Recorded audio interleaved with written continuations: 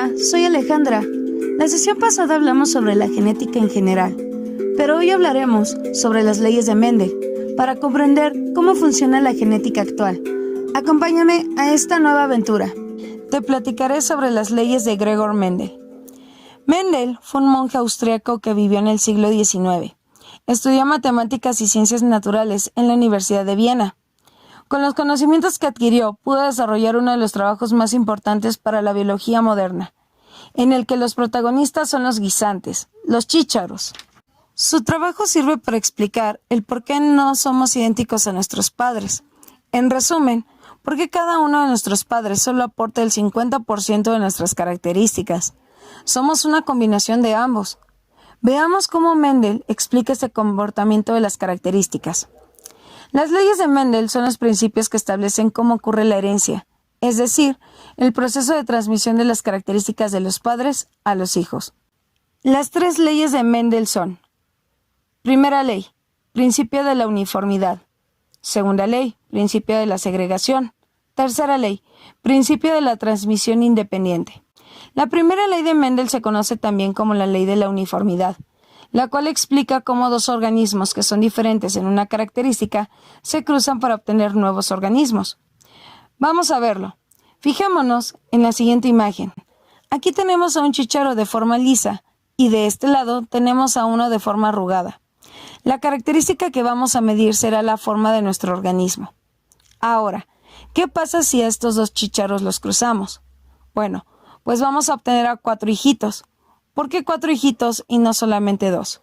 Bueno, eso se debe a que existen 4 posibilidades de cómo pueden salir los descendientes. Ahora vamos a ver cómo va a ser cada uno de los descendientes en su forma. Esto se puede explicar gracias a una herramienta muy importante en genética que se llama cuadrado de Punnett, que sirve para calcular las probabilidades de la distribución de las características. Punnett fue otro científico genetista que creó esta herramienta. Mendel nos dice que 2 genes que controlan una característica se separan al formarse los gametos, por lo que cada gameto lleva un factor hereditario.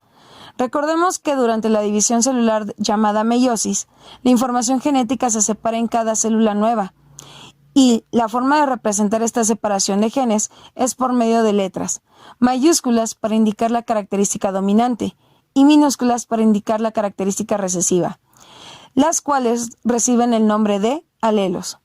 Cada alelo se irá a un gameto en el momento de la cruza. Los alelos los vamos a colocar en los extremos del cuadrado de Punnett para poderlos cruzar entre sí. ¡Listo! Ya separamos los genes. Ahora hay que cruzarlos.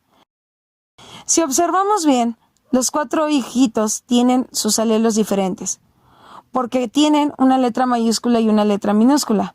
Ahora bien, ¿cómo serán en su forma? Las letras que escribimos primero son las mayúsculas. Eso quiere decir que ese es el gen dominante, por lo tanto, es el que se va a expresar en el fenotipo. Y la letra minúscula es el gen recesivo, y aunque no se exprese, es parte del código genético. Entonces, los 4 hijos son lisos, por lo que los 4 tienen su primera letra mayúscula. También llamada la ley de la distribución independiente, dice que cuando se consideran 2 características en una cruza, los genes que controlan a cada uno de los caracteres se separan y se distribuyen en los gametos, de forma independiente del gen que controla a la otra característica del organismo. ¿Qué nos dice esto? Los genes de cada chícharo se van a separar al formarse sus gametos, pero no porque domine la característica lisa vamos a poner la letra mayúscula en los 2 gametos. No, ponemos la letra mayúscula y después la minúscula, justo así, para poderlos cruzar entre sí. Si observamos bien, podemos notar que hay 3 tipos de hijos por la combinación de sus alelos, porque 2 de ellos tienen una letra mayúscula y una minúscula. Uno tiene sus 2 letras mayúsculas y otro tiene sus 2 letras minúsculas. Veamos cómo será su forma. Recuerda que las letras que escribimos primero son las mayúsculas. Eso quiere decir que ese es el gen dominante, por lo tanto es el que se va a expresar en el fenotipo, y la letra minúscula es el gen recesivo, puede o no expresarse. Entonces, observemos bien. 3 de los hijos son lisos porque tienen su letra mayúscula primero, y solo uno es arrugado porque su primer letra es la minúscula. Entonces, eso quiere decir que el gen recesivo sí se expresó en esta generación.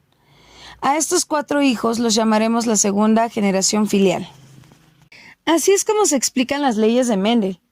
Y lo divertido de la genética es que este experimento es aplicable en el ser humano. Podemos ver cómo sería nuestro próximo hermanito. En los seres humanos, el núcleo de las células contiene 46 cromosomas, o 23 pares de ellos. La mitad de estos cromosomas procede de tu papá y la otra mitad de tu mamá. Los primeros 22 pares de cromosomas reciben el nombre de autosomas y el último par lo forman los cromosomas sexuales, el X y el Y. Los cromosomas sexuales determinan si una persona es de sexo femenino o masculino. Las mujeres tenemos 2 cromosomas X, mientras que los hombres tienen un cromosoma X y un cromosoma Y. Y no todos los seres vivos tienen 46 cromosomas en sus células. La mosca de la fruta solo tiene 4 cromosomas. Como puedes ver, la genética es una rama muy interesante y divertida. Por último, te dejo una reflexión para tu futuro. En nuestros genes se encuentra nuestro futuro, pero nosotros podemos transformarlo para beneficio propio. Somos una especie joven y curiosa. Tan solo tenemos 1 millón de años en este planeta y ya conocemos de qué estamos hechos. Tenemos 1 millón de años de continua adquisición de conocimiento que nos lleva a conocer nuestro entorno y a conocernos a nosotros mismos. Prácticamente, el futuro está en nuestras manos y podemos dejar huella de nuestra existencia.